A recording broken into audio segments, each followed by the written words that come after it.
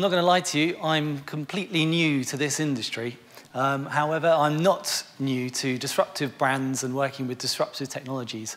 I was employee number 2 in the technology team in ASOS back in 2004 and single-handedly wrote that platform, and a lot of the platform they're still running today. I maintained the position of head of technology there for 8 years. I was with that company from when it was a small UK fashion startup to now how it is an international phenomenon and the second most visited fashion website in the world.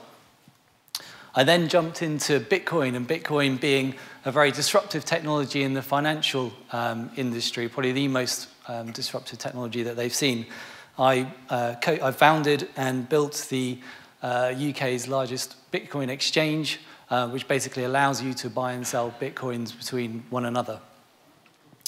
And then I decided to launch Everyflix. So I'll tell you a little bit more about our new service. I'm hoping it'll perhaps be as disruptive as the last 2 brands, but we'll see. But before I tell you about what Everyflix actually is, let me tell you a little bit about the problem that I was trying to solve when we launched it. And it all really stems from my wife and I spending more time Netflixing and less time chilling during our Netflix and chill nights. Put a bit of context around that. When we're trying to find something to watch, on the TV we might have our Virgin Media subscription up there looking at what's available. We've got the iPads out looking at our Amazon subscription. We've got Now TV on the laptop. And we're copying and pasting into our browser looking for the best movie on IMDb or Rotten Tomatoes. And it is just a lengthy process. It is absolutely ridiculous that we're using sort of all these different media types, if you like, just to find out what's best for us to watch that night. We start the process at 8 o'clock. We have young kids. We go to bed at 10. We've decided what we were going to watch at 9 o'clock. We didn't have time to watch it. It was ridiculous. So out of that frustration, I decided to launch Everyflix. Again, I will tell you a bit more about what that service is in a minute. However, as we go through creating Everyflix, we basically have to aggregate content from multiple channels. We're focused on the UK at the moment, so we're aggregating content from multiple channels. And that's hugely difficult, even as a sort of a technologist, when you have third-party databases to tap into, or you have APIs that are exposed by some of the channel providers, or you've got websites to try and get the data off.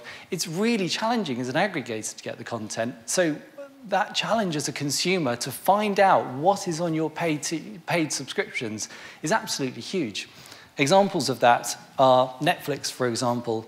It is, you can't even find out what's on Netflix unless you have an account, which I find slightly absurd because you're paying money for a product but you don't know what the product is.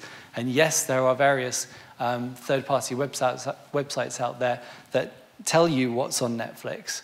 However, they're very few and far between. And equally, Netflix used to have a programming interface that you could download all their content through and then republish it to viewers. They've now closed that down. There's only a few select third parties that can use that data interface.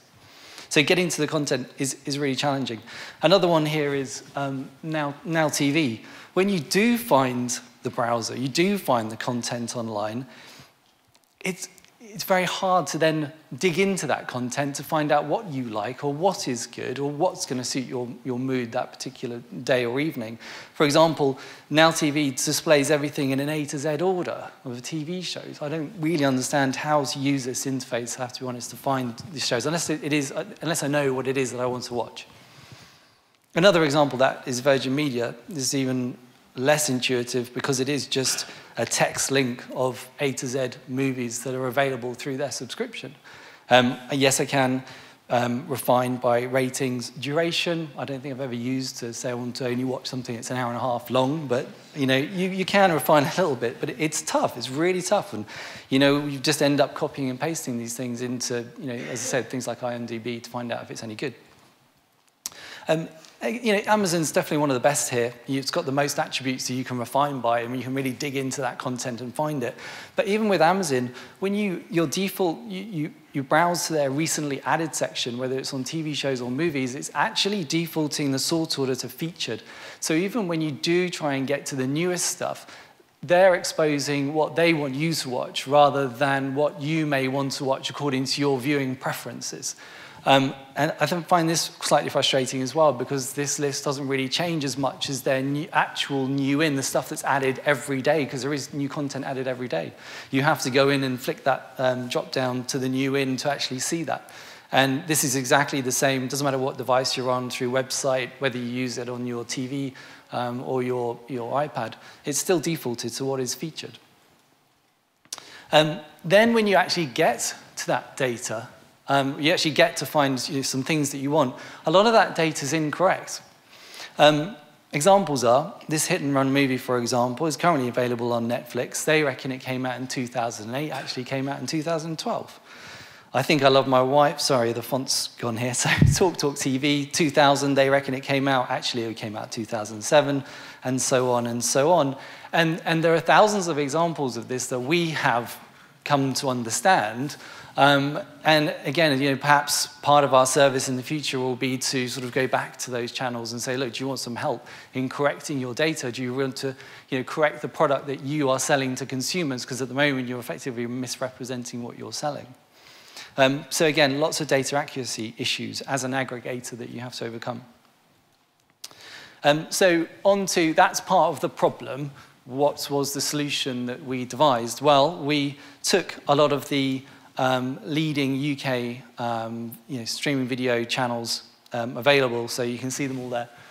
Sky, Apple, Picturebox, Virgin Media, and we basically aggregated all the content together under one roof. So when you go to Everyflix, you will see all of that content in one place. So you're not in a channel silo. You're not going from your Amazon subscription into your Netflix one, and so on and so on. But the other thing is that you can now drill down on that data across all of those channels. So you saw the Virgin Media example. They only really give a title. You can actually refine by director if you want. You can refine by IMDb rating or Rotten Tomatoes score or your favorite actor, whatever it is. You can get the same level of refinement that you would also find on Amazon, because it's all aggregated together. The next thing, the additional service that then we've applied to it is you can, sorry, let me start again. That only addresses part of the problem, because now you're coming back to one place every day to look for new content. But with this service, what you can actually do is set up an alert. So we will alert you when new content matches your viewing preferences. So no matter where you are in the catalogues, let's say you are at the top of it and you just want to see anything on Amazon Prime UK, you can log in with your social account, Twitter, Microsoft account, Facebook account, and you can literally just say, create Flix alert. It's all free, so you just create a Flix alert, and we'll email you anything that comes on Amazon Prime UK. Equally, if you want to get a lot more refined than that, you can look for any action movies on Netflix with an IMDb rating over 8, or you can look for any Clint Eastwood directed TV shows if there were some. So it's really up to you. You can get into how deep you want the searches to be, and you can set up as many as possible. So now, think about how cool it would be if it's Wednesday, and you get an email in your inbox saying, do you know what, there's this brand new movie on your Amazon Prime subscription. It's well rated at 7.5 out of 10 on IMDb. That's great. Don't need to sit there tonight and trawl, see what's come on, online this week. I've got a movie ready to go tonight. And equally, whenever you're on our service, you can then click through to actually watch that on your subscription, whichever one it is. So that's the service as it stands at the moment. We're only 4 weeks old, but that's what we've managed to do. We managed to aggregate this content and provide this in-deep refining functionality along with personalized alerts going back out to you as well. But then we realized we actually have some value, we think anyway, in the data itself by aggregating all of that together. And I wanted to just share with you some of that data that we've just sort of extracted out, if you like, for this particular presentation. And I've only got a couple of minutes, so I'll scoot through it. You guys probably all know this, but I'm new to this industry, but you guys probably all know this is the total number of movies that, as we understand it, that each of these particular channels has to offer. And Apple iTunes, obviously, by far, offer the most. Netflix down there at 2,000. Picturebox, I think they're quite specialized. They only have 50, and it seems that they're concentrating on just allowing you to subscribe to those 50. And again, you can see the other channels, which is okay, because when you're a consumer, you probably want to know how many movies are available that you're signing up to watch. But what does it matter if you're signing up to 12,000 movies if most of them aren't really very good? And so the other way that we kind of can cut this is, let's look at the average IMDb rating. Again, I'm just taking IMDb, it's just easy to explain, but you could do this by Rotten Tomatoes, Metascore, whatever it is. And obviously, there isn't too much of a fluctuation there, but you can see that Amazon Prime perhaps don't have the best content, and actually Now TV have got quite good content. And that's quite good at a high level. But drilling down into more of that, I've taken a kind of view that anything less than 5.5, personally, I probably wouldn't watch. And anything over 7, that's going to be really great. I really want to watch that. So what you can see is that the lighter blue bottom part of that chart is the stuff that's less than 5.5 as a percentage of their overall catalogue. The dark blue at the top is anything over 7 as a percentage of their catalogue. And you can basically see that most channels have this large area of around, of that average rating of around 6 as an IMDb rating. But we can see that, there's some reasonably good content as a percentage, say, on Apple and on, sorry, that should be TalkTalk TV, not Blinkbox anymore, but TalkTalk TV. And surprisingly, I thought PictureBox would have a lot of it would be really good content because they've only got 50 movies. That just seems to be their sweet spot. But actually, quite a small percentage is over 7 as an IMDb rating.